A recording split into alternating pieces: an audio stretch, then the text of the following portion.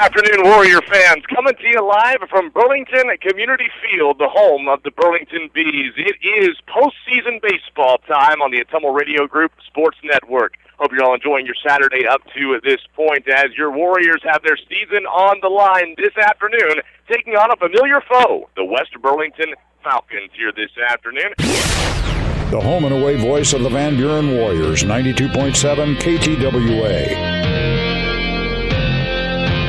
Well, Warrior fans, to answer the question, Taylor Sprouse on the mound to begin the top of the seventh inning. And you and I commented on it, Mike, that during that break in between innings, it looked like that young man was pleading his case with Coach Scott to get back out there. He did. They started to walk out, and I think Chad was starting to look towards Ryan, and Taylor came right over to him like, I want the ball.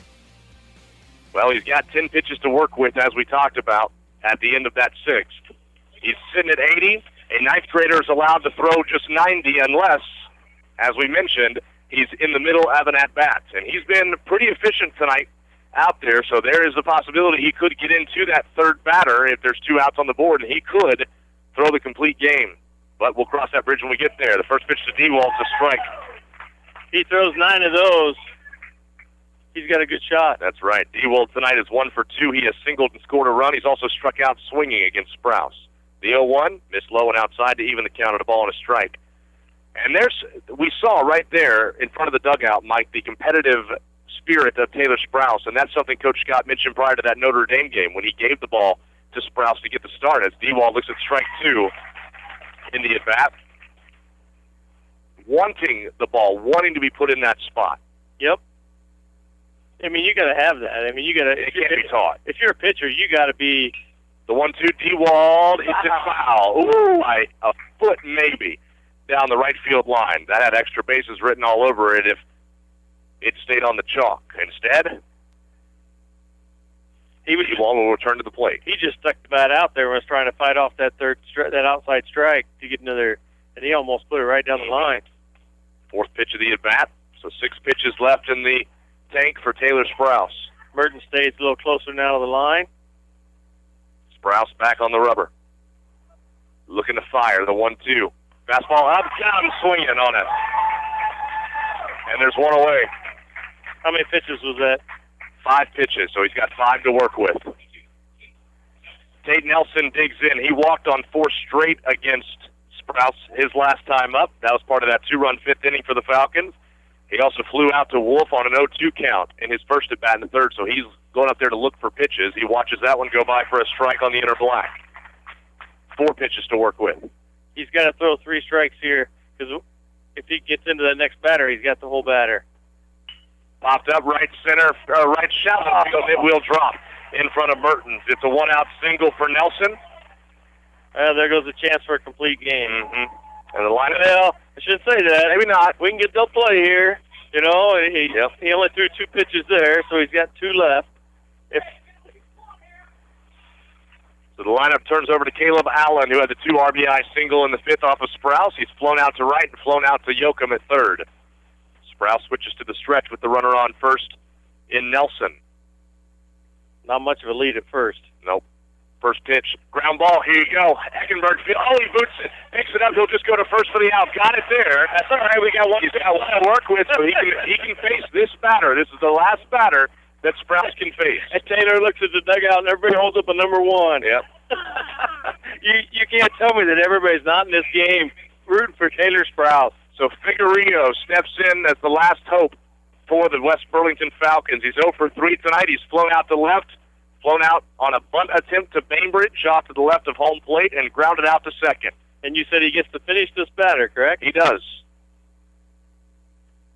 Called a strikeout or black. I think we got a little bit of a gift on that one. Good little help from the catcher. Nice frame job. Very good by Bainbridge, 0-1.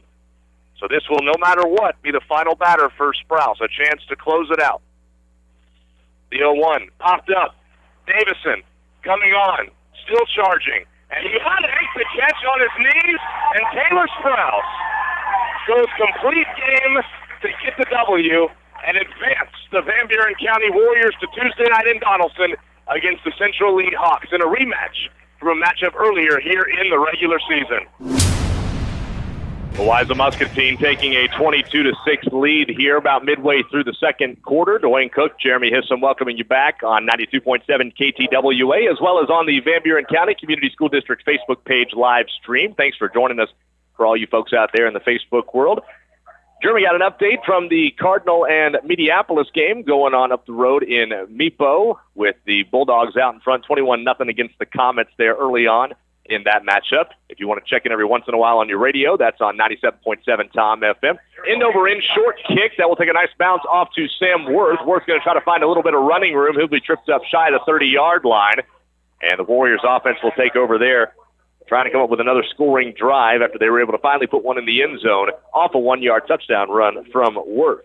Elsewhere on the Ottumwa Radio Sports Network, Ottumwa falls behind Marshalltown, 14-7 Bobcats, about midway through the second quarter. And the last update I received from the Sigourney, Keota, and Pekin matchup was 21-0 Cobras there in the second. We're trying to keep you updated on all of our games going on tonight, which just so happened to involve all of the 1A6 teams. That is very convenient.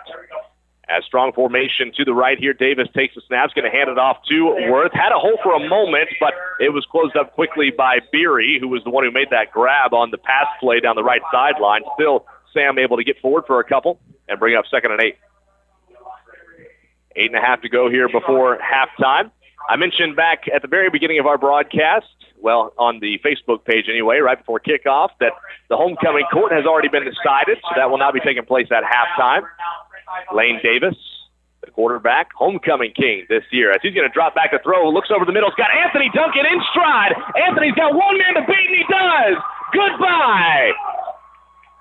Oh, he lost the ball as he was going in, but he picks it up. Oh, my goodness. Anthony Duncan had nobody between him and the end zone. The sophomore lost the ball, but thankfully it just hopped right back up in his hands, and the Warriors answer on their second play of the drive. Have you ever seen such a thing? I have, but it usually doesn't end up good. Yeah, it usually does not end as well. What else could go wrong is what I was thinking. 68 yards on that reception for a touchdown. And the first touchdown pass for Mr. Homecoming King, Lane Davis, on the season. Boy, he couldn't have walked it down the field to Duncan and placed it in his hands any better. Beautiful. As he pitches it out to Wyatt Mertens. Mertens going to cut against the grain, coming back to the right. He's got and he will be stopped in the backfield. They'll have a flag on the play, as it was a block in the back, it looked like, from one of the Warriors, making the stop for Louisa Muscatine Ty Northup, a freshman. But the big play finally hits for Van Buren County as they get another score up there on the board. It's 22-12, Louisa Muscatine, after the 68-yard connection between Lane Davis and Anthony Duncan. We'll step aside for 60 seconds and be right back on 92.7 KTWA. Good evening, Warrior fans, and welcome to another Tuesday night of Van Buren County volleyball. Tuesday night of the volleyball season. I can't believe we're already talking about it. Next Wednesday is the opener, at least for Van Buren anyway, the opener of postseason volleyball action out there on the hardwood. And I tell you what, no better way to end the regular season than in a battle of Warriors. Van Buren County hosting the Waco Warriors, making their way down south here to Keosauqua from up in Wayland, about an hour drive south here to Keosauqua. A team coming in Waco that is 23-6 overall, 5-1 in the Southeast Iowa Super Conference South Division, and is led by just a very veteran group. You look at the 13 on this varsity roster in total, 11 of them are seniors. That doesn't happen very often, where you have a crop of young ladies that are all in that same age group and all playing at a very high level for head coach Jay Coble in his 6th year at the helm of the Waco Warriors. Garnsey's going to set it up for Miles Long to the near side. The 12th kill error unofficially in my book by Waco tonight. This is now an extended 5-love run for Van Buren. They lead it by 4, 21-17. Manning's right-hand serve, Shellman the pass. Garnsey will end up setting it for Miles. Overhead dig by Scott. Manning bumps that for Shea. Back row attack. Shellman digs, and it will go out of play off the top tape. Shea with a great attack from the back row. And it seems like Van Buren just can do no wrong tonight. 22-17. Isabel's right-handed serve off the arms of McLaughlin. Stays back row, and Garnsey couldn't get there. Shellman was expecting her to. An ace for Isabel. Fourth ace serve of the night for Isabel Manning. Her final night on this court in a volleyball uniform. Right-hand serve dug by Shellman. Garnsey looking for Miles through the block, backed up nicely by Scott. Manning sets it middle for Boley, over the block, off the arm of Roth, and it is match point for the Van Buren County Warriors, 24-17 against the 13th ranked team in all of Class 1A. Manning serve, dug by Roth. Garnsey, bump set, far side for Miles, roll shot, dug by Nussbaum. They could clinch it here. Manning to Huff, senior to senior, got it down, and that's how it will end. The Warriors in straight sets take it against the Waco Warriors, 25-23, 25-15, and 25-17. Three ball out of the timeout, and sinking it is Keely Malone. Drew it up just like that in the timeout. It was an inbounds pass to Nelson.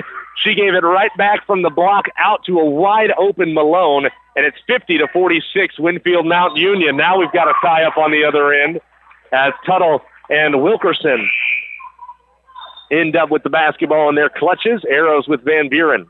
Yurok's back in, as is Boley. Shea Scott takes a seat, as does Kaylin Tuttle. 1:27 to play. The Lady Warriors trailing by 4. Boley inbounds to Manning. Driving, stops and pops. Jumper, short. Rebound, Wilkerson with her third. Gives it to Malone. Warriors sitting with 17 fouls, so they can foul and have Winfield Mount Union on with a 1-and-1. And a high pass, they won't have to. Townsley tried to go cross court to Wilkerson and was just a bit too high for the 5'4 senior to climb the ladder and reel in. So Van Buren takes over. 50-46 with 65 seconds to play. Yurok steps into a three. Can she hit it again? No, it's off the front iron. And the rebound, Townsley backside. Skies for it. Off to Wilkerson. 55 seconds to play. Manning kicks it away. It's stolen. Nussbaum gives it ahead to Isabel. A wide open layup. And a timeout quickly called by Matt Zittler. It's a 2-point game with 49 seconds to go. 50-48, Winfield Mount Union, a full timeout. We'll take one, too. We'll be back with you to Winfield in 60 on 92.7 KTWA. Wolves with the basketball out of the timeout. Full court pressure by the Warriors. Townsley breaks it all the way in along the baseline. A foul on the floor. Her shot was off the mark. It wouldn't matter anyway. She's getting free throws as it's the 8th team foul on Van Buren. Picking it up for the Lady Warriors is number 3, Ella Yurok. That's her third. So it's a 1-and-1 for the senior Kendall Townsley, who's 1 for 3 tonight from the line. She missed her last 2. She has 7 in the game. 50-48, Winfield Mount Union. The free throw rims out, and Boley gets the rebound and quickly gets it off to Manning. 37 seconds to go. Isabel kicks it to Yurok on the wing. Has it stolen. Her pass, Wilkerson baited her into it. Runaway layup for Wilkerson, and she knocks it down on the 20th turnover of the game. 50 for Van Buren. 52-48, 22 seconds to play. Yurok to Nussbaum. Put on the line. Jumper. Cadence knocks it down. And another timeout called by Matt Zittler. 52-50, just under 16 seconds to play. It's another full timeout. Catch your breath. We'll be right back in 60 on 92.7 KTWA. Townsley inbounds to Wilkerson, dribbling through traffic. She beats the press, leaves it wide open to Epping for an open shot off the window. Incredible ball handling by Wilkerson. A three at the buzzer from Manning. It wouldn't have mattered anyway, as Winfield Mount Union wins it 54-50 against the Van Buren County Lady Warriors. The play made, beating the press by Jamie Wilkerson, who found Melina Epping wide open for her 8th point of the game. And Winfield Mount Union is 5-0 for the first time since 2006. Van Buren falls to 2-2.